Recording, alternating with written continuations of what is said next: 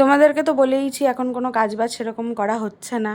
আর সারাদিনে যেহেতু বসে বসেই কেটে যাচ্ছে, কি ভিডিও তোমাদের সাথে শেয়ার করব বলো তো, ভেবেই পাই না। যাই হোক, আজকে আন্টি কিন্তু অনেক তাড়াতাড়ি রান্না করে দিয়ে চলে গেছে।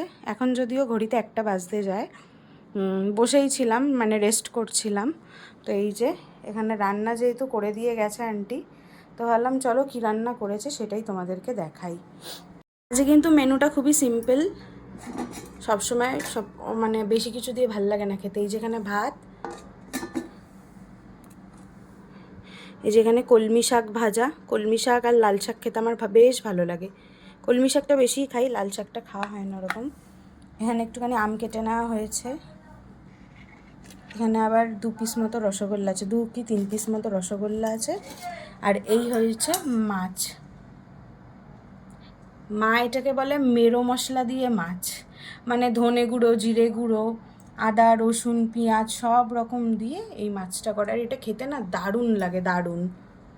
তো এই হচ্ছে আজকে আমাদের দুপুরে সিম্পল লাঞ্চের মেনু।